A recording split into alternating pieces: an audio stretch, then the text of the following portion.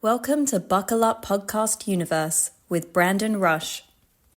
Recording in progress. And welcome back to the Buckle Up Podcast Universe with Brandon Rush and Mama Rush. This is our 1-year anniversary episode. We have done 152 episodes, and we are in 99 countries now and 1,017 cities around the world.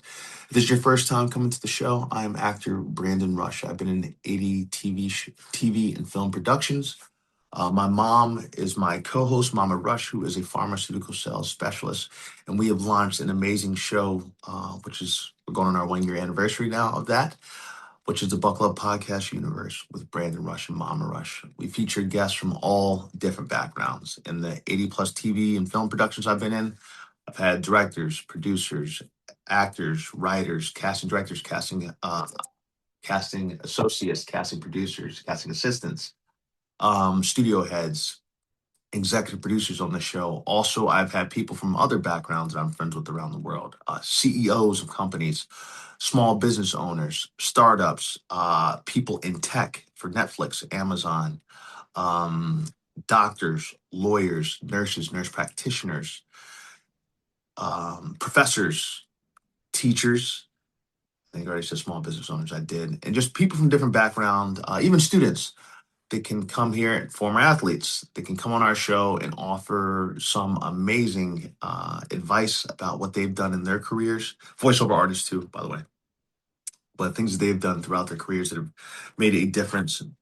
And I think what's been special about the show is the fact that we featured these guests from all different backgrounds around the world in different countries. That's how we've been able to get 99 countries so far in the 1,017 cities around the world on our show. If you have a story that you think might be interesting to us, feel free to reach out. You can reach me on my Instagram handle, which is BRANDONRUSHH, or on my Buckle Up Podcast business handle, which is BUCKLEUPPODCAST. So that's BUCKLE, which is Buckle Up, UP, then PODCAST, Buckle Up Podcast. You can either DM me directly or you can write in my comments to let me know that you that you're trying to get a hold of me, or you can even write on our on any of our stations, because we are on Apple Podcasts, Spotify. Feel free to leave a comment on our about our podcast and that you're trying to reach out to me. YouTube, iHeartRadio, Facebook, Instagram, TikTok. We're in all those same exact handles for each. YouTube is Buckle Up Podcast Universe. And without further ado, today's guest is Melissa Tony Stiers. Melissa Tony Stiers. She is a global visionary leader at the intersection of artificial intelligence, emotional intelligence, and human connection. She is the CEO of the Fundamental Wellbeing Foundation and the Chief Global Growth Officer at MIAAI. She has worked in over 40 countries. She's spoken at United Nations General Assembly, Davos, and Cannes Lions, and is redefining what leadership is like in the digital age. Please help me welcome Melissa Tony Stiers. Me. Pause recording. Okay. That's just going to be difficult to... All right, it's just not going to work for me today, which is really annoying. Great. All right, here we go. Melissa's going to let her in here. This meeting is being transcribed. Okay. Make sure that I have record set. It is. It's recording. Melissa should be here. Melissa! Oh my gosh! Yeah. well, yeah, I love it. Melissa, you look absolutely stunning. How are you doing today? I am so excited to be meeting you guys. I'm so pumped. I'm so pumped. I'm hyped. I'm hyped. Hey, we love the energy. We love the energy. Thank you so much for coming on today. I know I asked you the other day, but I wasn't feeling well, but I'm feeling great now. So I appreciate you taking time out of your busy day to come on our show, the Buckle Podcast Universe with Brandon Rush and Mama Rush. Hi, Melissa. How are you this morning or this afternoon? such a fan. I told Brian, like, such a fan of Mama Rush. I'm such a fan of female scientists. I'm such a fan of yours. So Oh, nice to connect. Seriously. So oh, nice. well, we are I'm looking. honored. Oh, and I tell you, I agree with Brandon. You have so much beautiful energy, and we just love it. And love Oh, all the scenery behind you. I Yeah. think we see Paris and we see a little Italy and what good else do we eye. see there? Yes, Paris, Italy, some Asian bases, like Oh, trying to beautiful. make a vibe. Yeah. Okay. Beautiful. Yeah, it's working well for you. Well, Melissa, today it's all about you, and you are our 153rd episode today, and the first one of our 1 year anniversary. So you're our first guest. So we're happy about that. And I think Oh, the start of our new season. Yeah, start of our new yes. season. Mhm. Yeah, season 7. You're the first person out. I love being special. So, and seven's a lucky number. I feel like it's a good number. Oh, yeah. It is. It is. A lot of my family members were born on the 7th. Not me, but a lot of my family members were born on the 7th. But Nice. so, Melissa, it's all about you today. And here's our question for you. What first drew you into leadership, well-being, and global connection to start Oh your my show? goodness. Yes. So I'm a small town girl from a city called Ocala, Florida, born and raised there. Mhm. And I have just always had a heart for people.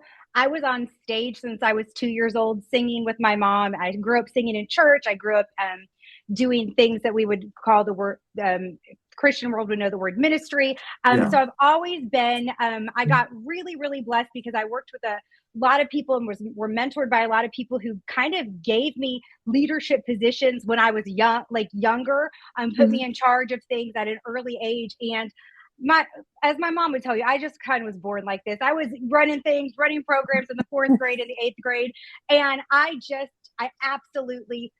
believe we are here to be in relationship with one another. I think that is the most important thing on this earth are people. I Yeah. believe each and every person is designed with a purpose and a plan. And I, being from a small town, I had big dreams to see the world, and those have been exceeded by any wild imagination. And then the leadership piece, I think you kind of know this. When you have a seat at the table, Yeah. get to move things and direct things, and for me, bring people along, like Okay. bring as many people along. So it's basically I was born this way. Absolutely. Like, baby, I was born this Born way. this way, yeah. I love the energy you're bringing. I love it all. What has working in these 40 countries taught you about people? Oh my goodness. So, I went to my first country when I was probably it was a service trip when I was maybe 17 years old, was Honduras. And then doing what I did in DC, where I really grew my international career in the Middle East and in Asia. It was so beautiful because I think you've seen it now. We're in the United States and where the podcast is located, but I love that you're global. And so when you are able to see, I think, how other people live, how other people receive love, receive how they serve, I think what I believe is it grows your empathy. I think the more that you are able to experience, the more empathetic you can become. And I tell you what, when you go and walk into the streets of Jordan, or you walk the streets of Israel or Saudi Arabia and know those people directly, have looked them in the eye and had conversations, when you're back all the way on the other side of the world, it's a lot harder to say, yeah, go ahead, there's a war going on, I don't care. You know that. So you become so much more aware. I think that's the biggest thing. Okay. I love that. And then also another question for you. Where did you go to college? How did you end up having you kind of told me a little bit here, but where did you end up going to college? Like, how did you what shot you on this path? I think that's important because I almost skipped over that by accident. Okay, so this is a little miracle story. So just stick with me. I was supposed to go to a small private Christian college. I won't name them. I won't call them out because I had earned all these scholarships my whole career, not my whole career, my whole middle school and high school years of singing. I won. I was the best preacher in the state of Florida. I beat all the boys back in the 8th grade. Like so, and when you did that through, I was at Assemblies of God College, and you would earn scholarship money. And so I literally knew I was going to this college. I had my roommate's name. I had banked all the scholarship money, and when I graduated high school, they had this a new president came on board, and the college was in financial distress. And Ooh. so we literally went down to the college, and lo and behold, we run smack into the president. And it was just like, oh, this is a God thing. And that nice president walked us right into the financial aid office, where I could have taken out like $40,000 worth of loans, which just wasn't doable. And so here is little Melissa. I say little Melissa because I'm only 5 foot tall, but really big with a personality. Little Melissa, like I wanted to see the world. I wanted to get out of my hometown. And I ended up having to go to my local community college, which was a knife. At the time, it was a knife in my stomach because I wanted out. I was so upset. And so for the first year of my college career, I was bitter. I was bitter and angry, and I was so mad because I was super mad at God and like, what is happening? This is, I wanted to go where you wanted me to be. And what is this? And I did everything right. And that's like a theme in my life. I did it right. Yeah. And I had these two loving leaders in my life. They were actually used to be my youth pastors and became dear friends. They literally called me out and they said, Melissa, you are about to go. We see you going down a path of bitterness, and we see it like overtaking you. You can go that route, or you can choose joy, and we're going to walk that with you. And so in their living room, I cried. I chose joy. So the second year, I actually did a lot of acting classes at the community college. And then from there, I jumped to the University of Florida, which was like the number 3 public relations program in the world. It's where I call them my DC mom, who I lived with, and literally the University of Florida like launched my career. It would have never happened. And then all the irony of ironies is back in 2023, after everything, the community college, which is now a full 4-year college, I actually got the Alumni of the Year award from them. Heck yeah. And so it's just was such a full circle moment.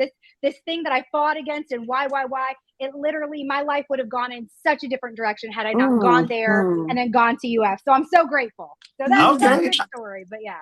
No, that's amazing. Well, I think you are our first Gator that we have had on the show, because I'm a Gamecock, but you're the first Gator that we have had on the show. I mean, if you ain't a Gator, you're Gator bait. So, Okay. Awesome. Well, I love that, that, you were at first, obviously, rightfully so, you were upset with God had a plan for you, but you didn't see it at the time. And sometimes, what does it say? Like a diamond is formed under coal and under pressure. And you were being molded at that time, not realizing it, because a lot of times we are sent on paths that we might not understand why, but it was meant for end up being for your good and what you were supposed to do. Because had those things not happened, even those mentors coming back in your life, when you were supposed to get to the University of Florida, when you were supposed to, you might end up being at this church school we won't mention, which could have completely impacted the lives that you already have and continue to impact to this day. I say the same thing because my mom wrote something that got me not into one of these schools I applied to for college, but it's I applied to this one school. My mom said, that's why I want to go to University of South Carolina. And I didn't get into that school. I got denied. But it ended up being the best thing possible. And it shaped my life beyond it. So that's why I was just saying that real quick. And the University of South Carolina has been just wonderful for you. It's the best. I wouldn't regret it for anything. And listening to Melissa tell about her college, and Melissa listening to you, Brandon's dad started out at a local college there in Denmark, South Carolina. And from there, I think he went 2 years, but then he moved on to the University of South Carolina. But the experience that he received being at home at the local university or whatever, it was a college, I believe, and then transitioning to a larger University of South Carolina, it made all the difference in his father's life. And so with that, God puts us, as you've mentioned, in certain situations that we need to see.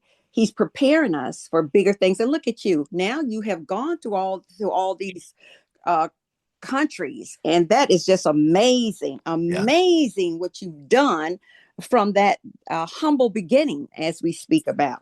So let's go on and look at this.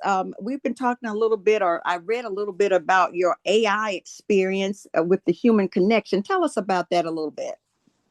So that's amazing as well. So I'm somebody that's been fortunate enough I met the CEO and founder of the company that I'm now a founding partner in, Mia AI, by divine intervention. Everyone always asks, She's from Finland. How does a Florida girl meet a Finnish entrepreneur? And we just say, it's divine. We don't have any other way to explain it. And so I am a non-technical person. I like, Brandon, you had journalism and PR. I had PR, and so no tech at all. So when I met the folks when I met Yana and the folks at Mia AI, I just loved what they were doing. They're a public benefit corporation training.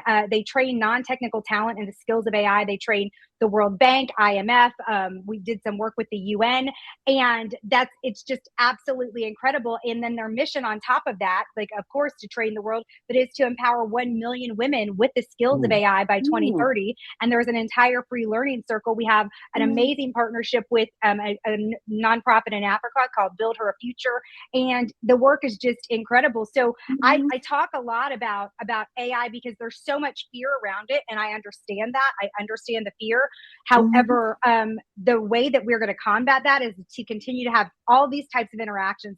I don't believe AI will, if we are wise and use wisdom, AI is not going to take this away, what's happening right now. Just like fire, just like a vehicle, it can be used for good or it can be used for evil. So I say use the car to drive to your best friend's house, to hang out, use the car to go on the road trips, not to, for destruction. So that's how I got into it.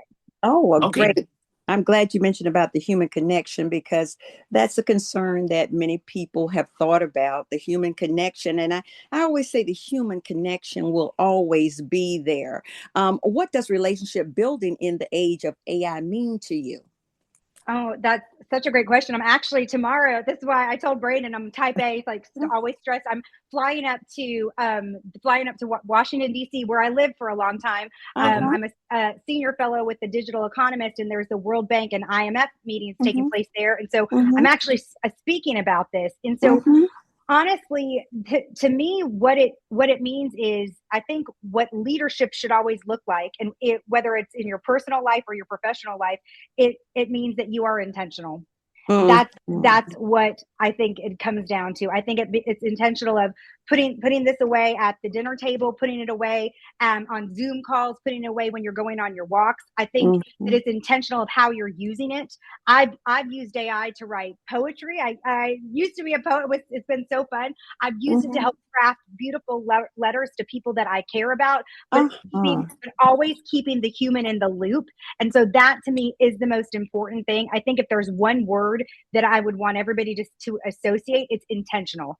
Be intentional, because AI is a tool. It is not a replacement. That sounds so great. I love it. What was the defining moment you realized you had a bigger purpose in lifetime? What would that be? Oh my goodness. I mean, I think I'm just a believer. I respect this, and with traveling, I respect so many other religions. I have just such deep, I always want to say, like, I just have deep respect for so many people of different walks of faith and those that don't have any. I have a relationship with God, and I think from a very early age, I just kind of knew that I was called for different things. I had no idea that it would look like this. I had no idea that a year ago I'd be placed as the CEO of the Fundamental Wellbeing Foundation, which is all about helping people who are living in this place of deep fundamental well-being, this place of amazing peace, that's just incredible. And I think that it started early on. I didn't know what it would look like. And I remember years, there were seasons of dry spells where I was like, God, you gave me these talents. You can see that I like to talk, right? You can see that I love, and I had this like hunger for the world, and I just felt like boxed in, and I just was like, why do I have these gifts if I'm not using them? Yeah. But there's a story of the three trees. It's a great little story that my grandma used to tell me all the time, and it's just, you wait, little tree. And so I knew all along. I just didn't know how it was going to play out, and I'm so thankful. I'm thankful for the people that have gone before me, beside me. I'm thankful for the prayers of my mother, my grandmother, and my aunt. And I've had really great people in my life that have given me seats at the table early on. But yeah, I think I always knew. I just didn't know it would be this. I didn't know it would be this. Yeah. Well, I think that I'm glad you said that, like the prayers of your mom, your aunt, I think your grandma, probably your granddad, your whole entire family, and how the church and faith has had a big impact in you. Because I definitely think when you grow up in that kind of environment, that also shows. My dad used to say when he was alive was the only thing that separates us is God's good grace. Mhm. And Mm. I quoted him. He said that when he was alive, but that's one of the things that stuck out to me whenever when I was at his funeral speaking. I said that because at the time he was regarding some the difference between being like being in a better off situation than someone else, like, it's just you have by happenstance, you and God, you have to be born into the situation, but you can try your best to do better than that. And then the other thing that he said was we're all human and we all make mistakes. Mhm. And I related that to the fact of you got to forgive people from time to time, and Yes. people also make mistakes. Everyone's human, we make mistakes. And he was relating that to some friends of mine that went to jail one time that he bailed out of jail. Mhm. So it sounds like from what you're growing up and your upbringing, with you having this purpose-driven life, is that the book that I'm pretty sure you read or heard at some point. It seems like with the background that you have, that you've done that, and that you're leading towards that because you have a heart for helping people, I guess. Yeah, I can see, like she said, I can see you are intentional, and I love that about you. Melissa, before we move on, do you want us to call you Melissa or Tony? So Melissa, it's Melissa. Tony is my last name. I'm half Greek, and so when Uh-huh. my Bapu came over from Cyprus, instead of taking his real last name Hadjipavlos, which would have been Saint Paul, which is also a great stage name, they Uh-huh. took his dad's first name.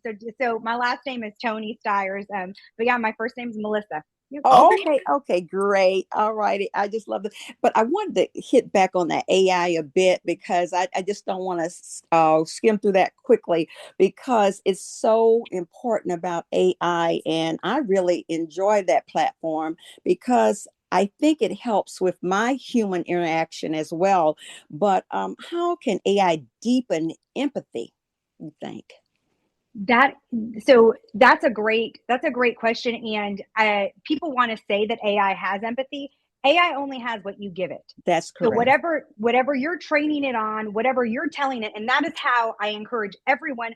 Because as this podcast is all over the world, the more people that use this, the more indigenous voices, the more people of color, the more people that are maybe displaced that use AI, the less biased AI can become, right? So Uh-huh. I want to put that out there. But Mm-hmm. AI is not in and of itself empathetic. But what AI can do is it can help you.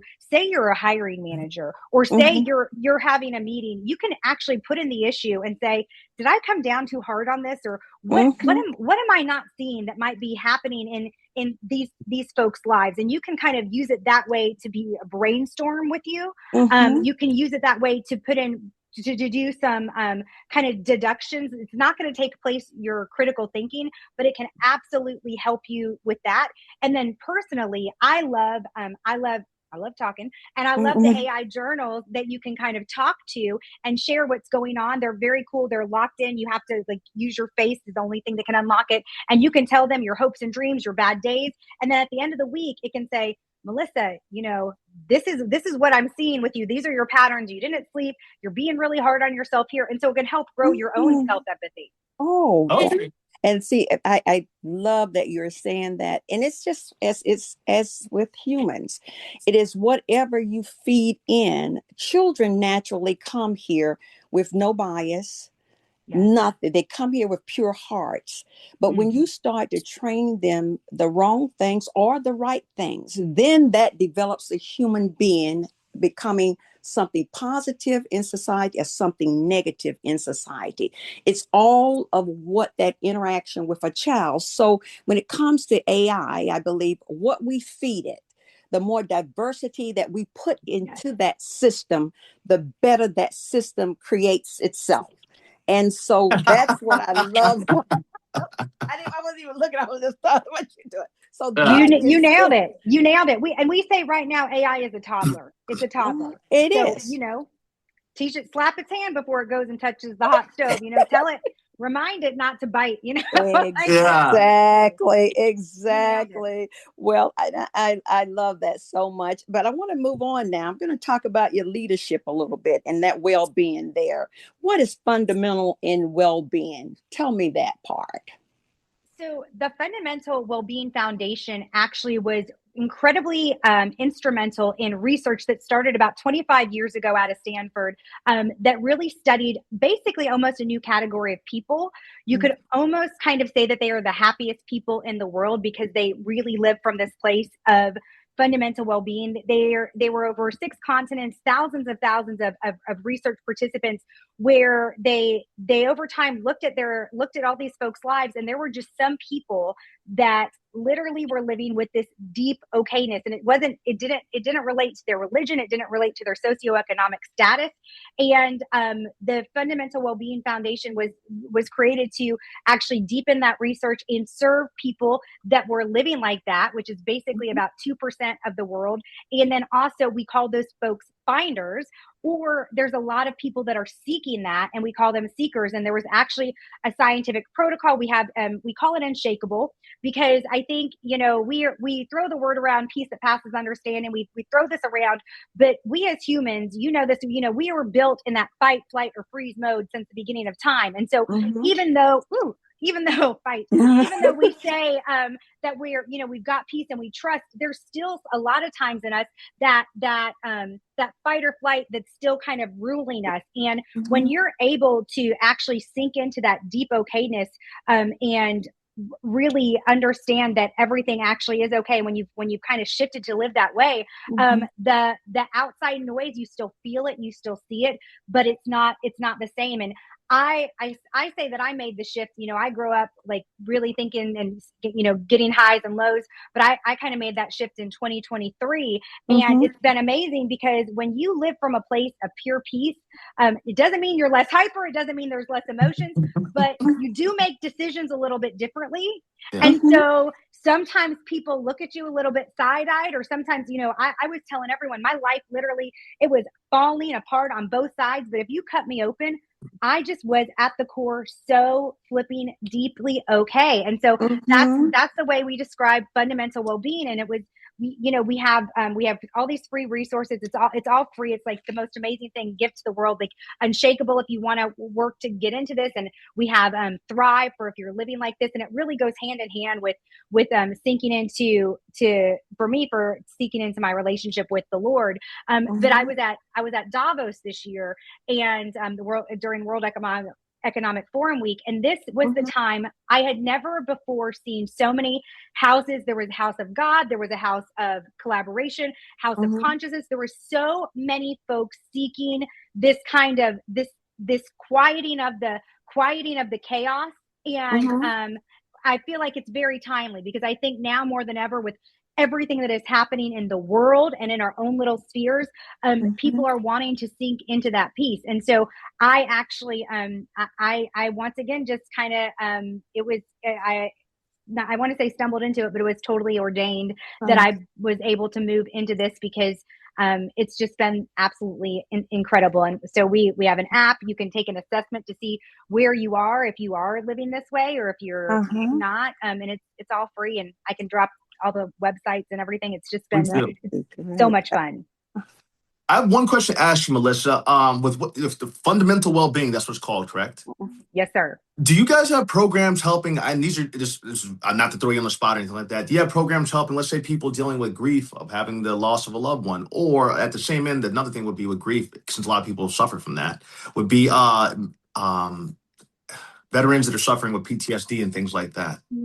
So that is such a great question. And I will tell you, I think the Unshakable program is absolutely that's the one that's incredible. The lead scientist actually told me he had a mother that lost a child, but because she was already living from that place of true okayness, she was able to move forward and power through. So yes, we do have the I would say the Unshakable program and Thrive absolutely go hand in hand with the grief and with PTSD, but we're also creating more and more programs as well to basically live the shift. But I would recommend Unshakable because of the efficacy of the protocol. I think 70% of people that actually do it, they come out on the other side with this deep okayness. And it's not that you don't feel anymore. It doesn't take away from your religious practice or anything like that.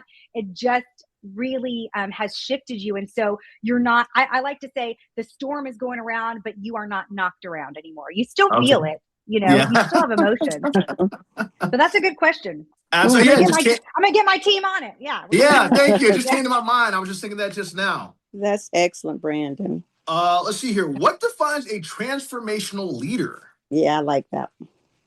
What defines a transformational leader? Mm-hmm. Well, I believe my belief is in servant leadership. I think most importantly, I have worked for bosses and I have worked for leaders. I think I have been a boss, and I pray that right now I am a leader.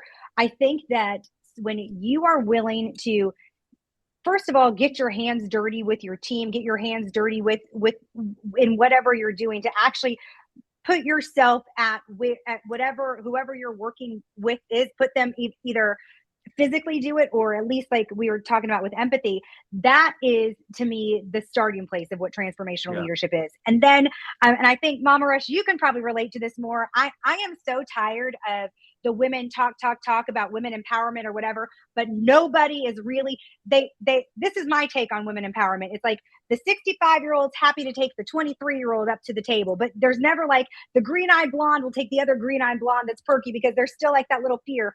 Mm-hmm. And I think really transformational leaders, they see what you don't see in yourself. They pull it out of you, and they are not afraid to raise you high, whether or not it shines back on you, whether or not they lose you. I'll never forget, I hired an amazing girl when I was running, for a short stint, I ran the president's house at the George Washington University. I brought this amazing girl on. She was awesome. And she did, as soon as I hired her, she told me she was pregnant. She didn't miss a beat. She didn't stop a beat. We had a great time, 9 months. And then she actually, once she had her baby, she wanted to leave. And I gave her, with blessing and with blessing, all my love and everything, because that was her choice. And not that was so transformational, but I didn't make it hard for her. I think I've been trained by transformational leaders. That gave me seats at the table, at 26, 27 years old. I'm walking in, meeting with the Queen of Jordan, that, I don't deserve. That's not owned, but that's somebody that saw something in me and believed I could handle it. And so I think the term of a transformational leader is literally somebody that can pull out of you what either you don't see, what you're afraid to give, and really turn it into something amazing. And then not look for, the other piece of being a transformational leader is you're not looking for the praise back, and you might not even get to keep the person. Yeah. And I just love hearing you say that, because I think that is when leaders are confident within himself or herself, when they are not intimidated by others that are brilliant.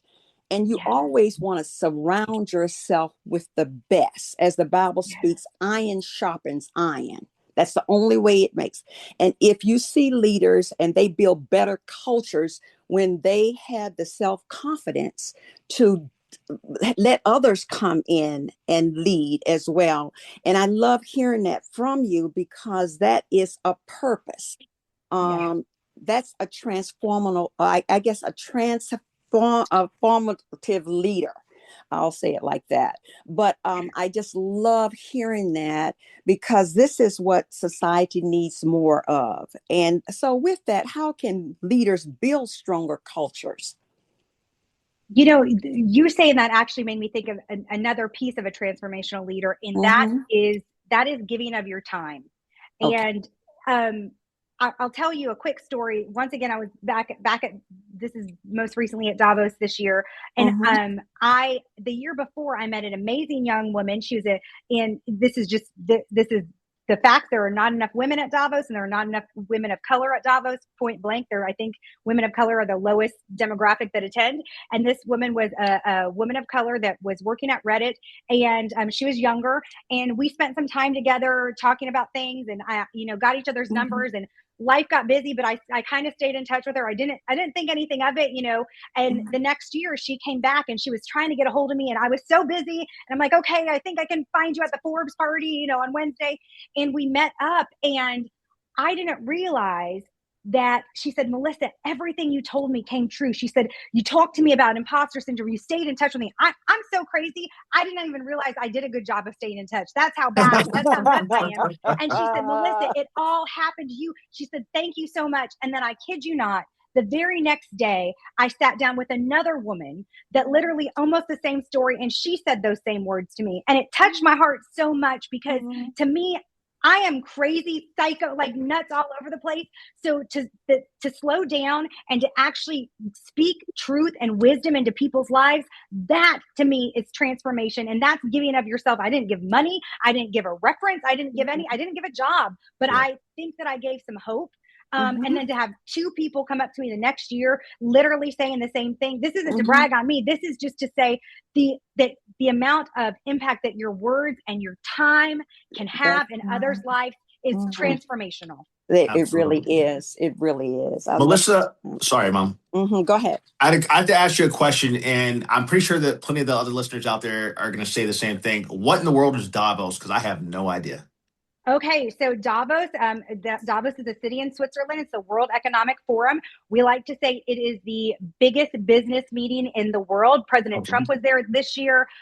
All like many state leaders go there. The biggest leaders of companies are there, like Bill Gates, and then all of these huge, massive, and any Fortune 100, company, like most of the time their leadership is there. They're having big meetings on Congress. And then at the same time, the streets are closed down and there are all these side events where there's houses, like there was the Deloitte house, there was the CNN house, there was the House of Kurdistan where I got to speak.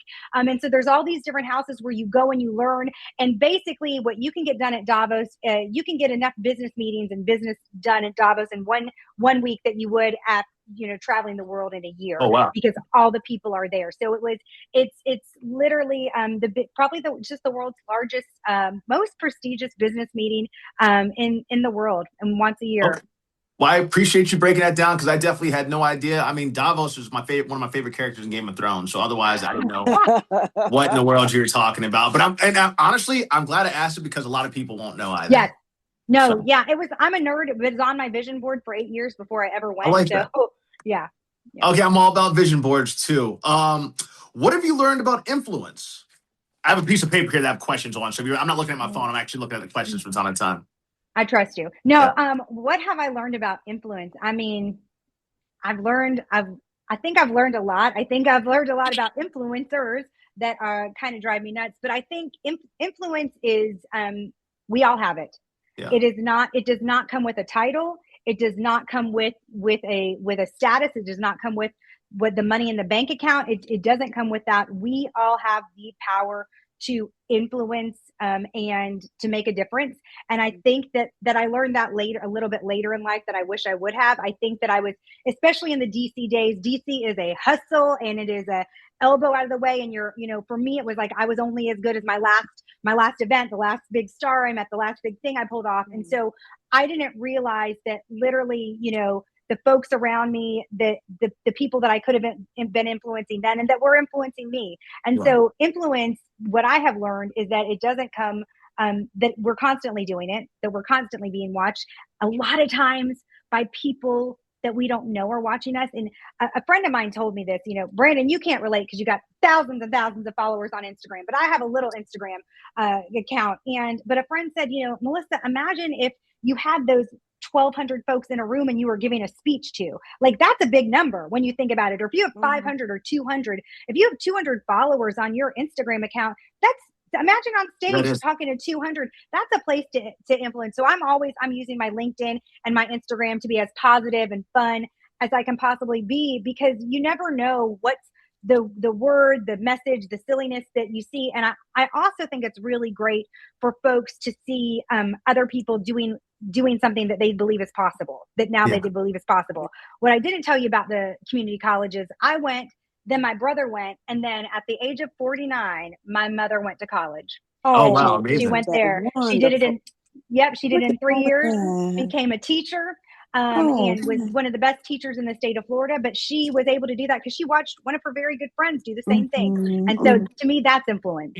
I Sorry, Mom, you about to say something? Well, I was going to say, I wanted to tell, I love hearing that about influence, because I always think whatever platform you have, and we are so happy that the Buckle Up podcast universe has impacted the world in a positive way, because you don't know, as you mentioned, who's looking, how you're shaping the course of either this time or history, 100 years from now. Someone looks back and see the Buckle Up podcast universe and say, at that point in this particular year or whatever, look what they did as far as bringing people all over the world together in a positive fashion, not just foolishness. Foolishness can come every day. You see it on the TV. You can see it in leadership.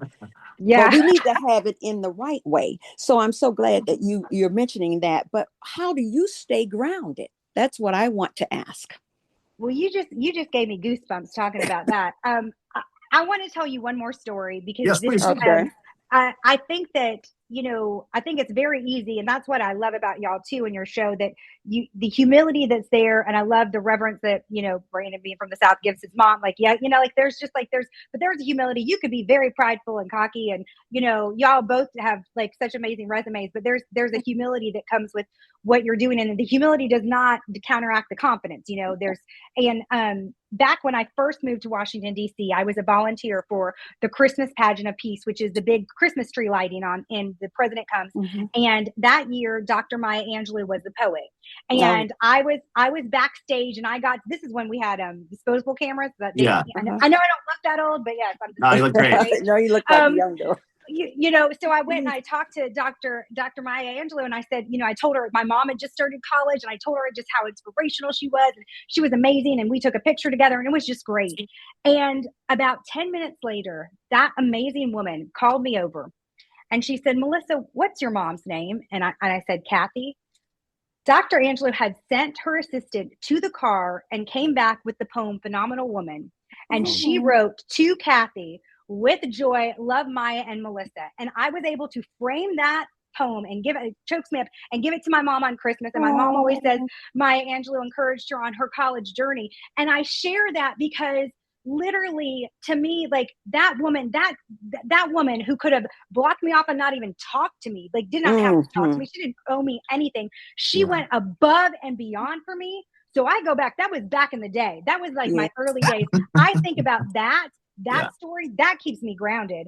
Who am I going to help? Who am I going to encourage? Because my goodness, if someone amazing, I'm getting goosebumps all over, can be like that to me, I'm going to do the little that I can to look out for others. So that's one thing. And then obviously I'm a goofball. And so I have no sense of direction. I am literally like, my life is, I told Brandon, like, messed up the time today. So what keeps me grounded is that I'm just, I am just a regular human. You are a beautiful, a good big God. You're a beautiful spirit. I sat next to her at a dinner. I went to a luncheon actually, and she was right by me at the table right next to mine. And I spoke with her, and you could feel that humility she had, the love she has for everyone. And it was just my joy to meet her too at a time in my life. And it was just a wonderful, wonderful connection there.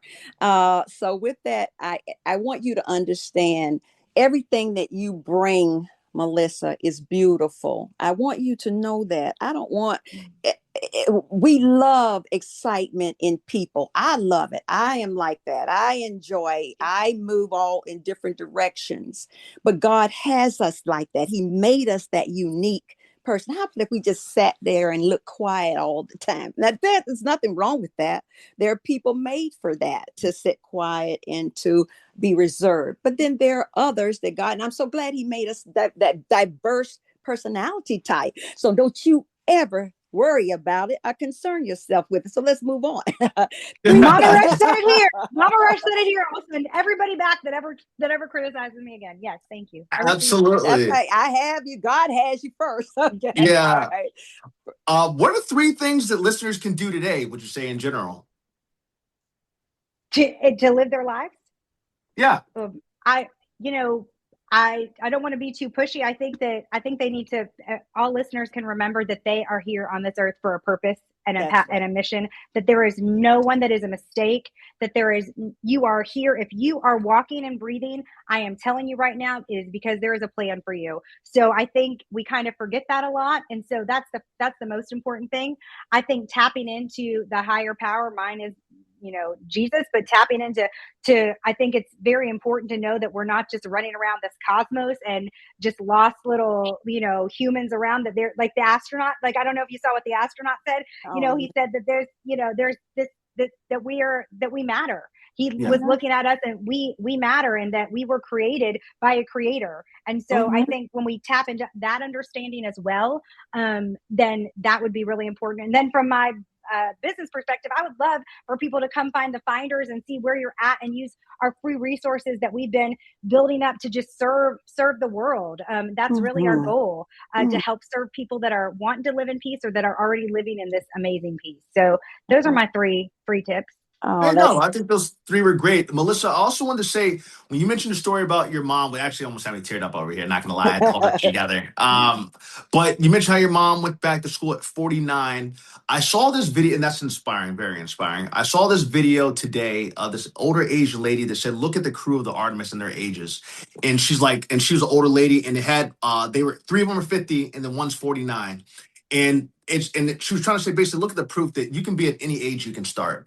Or even not necessarily starting, how long it might take to mold you to be the person that you are. Only those four could have got up there successfully and got back with the team. It couldn't have been anybody younger with that case. That was the right team to go up there and get back here safely. So the fact that sometimes it takes that time, it takes being that diamond that's molded to that age for your calling, I guess, or for your time to come. I love that. I love that so much. And I believe there's seasons, and I think I'm thankful that, we've got people like Martha Stewart in the world that are just continuing to reinvent themselves. I'll tell you, my aunt is 87 and still goes to work every single day wearing her cutest outfits, and she's the first person I go to for prayer. So I think that I do believe age is just a number, and I'm so glad that finally we're a little bit ripping it away from society, that there's not these, you're not on a timeline. Your calling is not on a timeline. That's right. Your calling could be in another, like, and I am reinvented. This is not who I thought I'd be 5 years ago, 10 years ago. Thank God. And so to your point, yeah, Brandon, like, in another 5 years and another 10 years, what's it going to be? Like, don't close up, don't shut down, because the next big thing could be that decade away, and it could be life changing. It could be the moon. Absolutely. And I love, and you know what I love hearing, Melissa and Brandon, both of you. And Brandon's, my mother was a French teacher, and she's gone on to be with the Lord now. But my mother taught French until she was 82 years old in high school. The students loved Madam Hall. They called her Madam Hall. They loved Madam Hall. My mother would get up every morning. She drank her tea in the morning and lemon, and she would head out to her class, whether it was snowing, cold, or whatever. She'd be out there, and she would participate in the dance shows that the kids gave, and they would just clap. But I saw how much she loved what she did. And up until the age of 82, loved it, going steadily. And so I think if you are capable and God gives you grace to be able to do and continue to take that wisdom, I mean, if you have wisdom, thank God there are a lot of seniors that grow with wisdom. There's some that are still foolish at the age of 80. But yes, I think they're all in Congress. Look at but at the age of my mom, and I thank her so much for impacting her students in such a positive way. And she made such a difference here in South Carolina that her picture now is in this Hall of Fame of people in the state of South Carolina who made a positive difference in the state of South Carolina. Not only did she do it there, she made it in the world. So I thank the Lord I just had to bring that about when people think it's time to shut down. You never shut down. You just reinvent yourself or oneself. So I wanted to give that to both of you today. Reinvent yourself. All right. Absolutely. I love that so much. I'm so hyped. I love that so much. I keep playing with the necklace I'm wearing. What is that?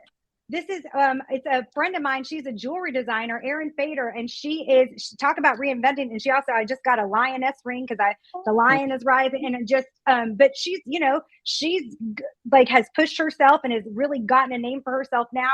And I think that when the calling is on your life, when it's time to pivot and move, and you go with it, there's no timeline. And I think that is the message that everybody needs to hear, is because when you shut down, imagine if your mom would have shut down at 72, the lives that would have been that wouldn't have been touched. That's seriously correct. I mean, wow.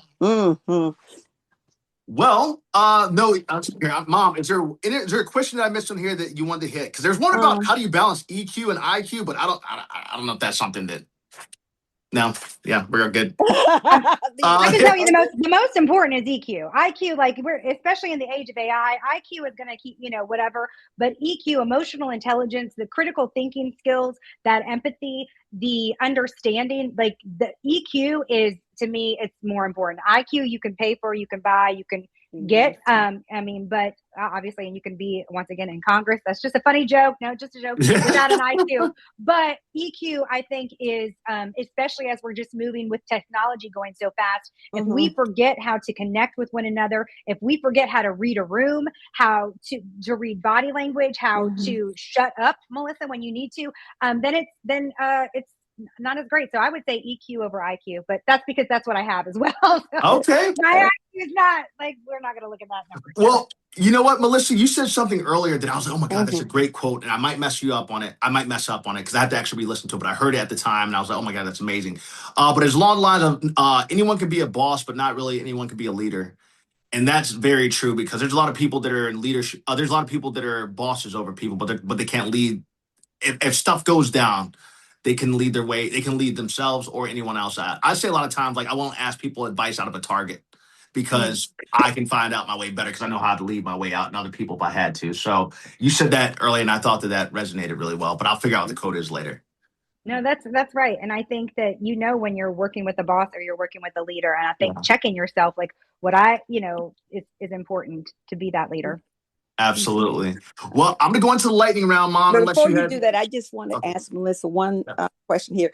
One last question here on my part. What mindset shift is needed today, you think? That is an amazing question, because I have worked on my mindset for a while now. I wasn't raised to have this abundance mindset. I was kind of raised in a scarcity mindset. And so I think that the most important, listen, the Bible tells us this all the time, like what you think about is going to happen, what you speak about, what you meditate on happens, but we just kind of, I don't think a lot of us took that to heart. So I think the most important mindset is a growth mindset. It's, I can't speak Spanish yet, or I haven't gotten to the moon yet, or I haven't starred on the Buckle Up podcast yet, yet. So the growth mindset is huge. And then the abundance mindset is huge, because abundance means there is enough for all of us. I can take that is so true. To the table. I can take everyone because I'm not holding on to my little piece. Scarcity is, well, I've only got this much, or I'm only gonna no. We live like there are cattle in 1,000 hills, the wealth in every mind. Like, we have access to all of this. It's not limited. And so having that abundance mindset is gonna power you, and it's also going to power those around you. Like you said, iron sharpens iron, right? That's right. I love that. Melissa, first off, you've been an absolute delight today. And I love the energy. What's that? Have I been your favorite guest of your 7th season?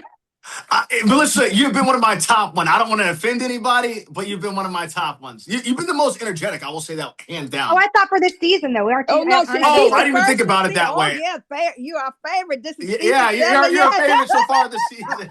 I was giving you a low ball. I thought you said it all the seasons. Brandon, you didn't get it. Yeah, I dropped the ball. I'm not the sharpest. You believe... You are, Brandon, the sharpest. Don't say you're not, because your spirit will hear it. You are the sharpest in your toolbox. Okay. There you go. Mindset. Absolutely. Well, Melissa, we always do a lightning round here where this can be just one. It could be, well, I'll just read it, but you can answer it however you choose. One word for leadership. Serve it. Okay. AI, opportunity or risk? Opportunity. Okay. Morning or night? Oh, Night all of person. it. Okay. Morning now. Morning. Get your headspace right, get your life right, get going. Morning. Okay. One life-changing habit. Oh man. The more so when I was in my stride, getting up at 4:30 a.m. and getting my walk, prayer, journaling on, like that game changer. Game changer. When you're up before the sun, it's kind of amazing. Okay. A book that impacted you. I love the book The Shack. It is fiction, but it portrays the love of God in such a unique way. They made a movie about it, but the book to me was absolutely amazing, and I will reread that. I say read, I do Audible. I will reread that probably every other year, just because to me it shows me how big I'm loved. It just reminds me of the love of God, and so that's something that I love to go back to. Okay. A place that changed you. Oh, a place that changed me. Oh my goodness. I think everywhere you go that changed you, but I really have there's a special place in my heart for Jordan and the people of Jordan. Jordan was one of the first countries I ever went to in the Middle East. I got to go with one of my mentors who was a former ambassador there. And, I got to see, I got to go in the Dead Sea, see all these landmarks, walk, where obviously where we read about and happening. And so Jordan, I've hiked Petra twice. I've hiked in Wadi Rum, but the people there are so beautiful, and they all felt like my brothers and sisters. So I would just say Jordan. Okay. I'm gonna ask you this because I didn't hear. I don't think we touched on it, and I'll give you the time to say it too. How did you end up start going to all these countries? Was it like a job or something? Because we didn't talk about that. Yeah. So my second job in Washington, D.C., I had a woman that believed in me and brought me to the George Washington University. So I started the same day that the new president that was hired started. And then 3 months into our tenure, I was thrown over to Asia with him and his wife at a small delegation. And little Melissa was leading events in Beijing and Hong Kong and in Seoul. Wow. And it was sink or swim. And so from there, really, we realized that this president, he was amazing and incredible, but needed basically a traveling chief of staff. So I was his traveling chief of staff for 10 years. And I have to give him a shout out because, he treated me the same way that he treated the Nobel laureate. Like he treated me the same way. And it was hard. And it was like, you're going to deliver here, but to be given that seat and, to be able to have that responsibility and be it expected of you, you're going to show up. So that's what launched my international career. And I'm so thankful. Oh, thank you for saying that, because I was like, hey, we didn't hit that at all. And I think it's also great because I'm a firm believer that, I know my mom was and my dad was, is that we treat the janitor with the same level of respect we treat the CEO. Which goes back to that same thing. The only thing that separates that janitor from that CEO position is God's good grace. That's it. And the opportunity that person got. So I just I wanted to make sure that we hit those things. I love that. Misconception about success. That it's gonna make you happy. That it's gonna fill you up. If you're empty, it's not going to fill that God-shaped hole. Yeah, that is so like true. that. That is true. One thing you teach the world personally. One thing I teach the world personally, I hope that I teach the world that I hope when people leave a conversation with me that they feel loved, that they know that they're worthy, whatever state they are. And I heard this on one of your podcasts. I talked about prison, but I grew up for a little while. When I was young, I would sing in the prison. And there was and stuff. So I think that we talk about, we kind of cast people aside, and there's whatever. I believe no story is over. I believe that there's redemption every time you turn around, and I don't think you're ever going to look at anyone. You're never going to look at anyone, in my opinion, in the eyes that God doesn't love. And so I hope that what I teach people is that they are loved. I love that. And then what would you go back? This is my final question. What would you go back and tell your 18-year-old self if you could tell your 18-year-old self anything? Oh my goodness.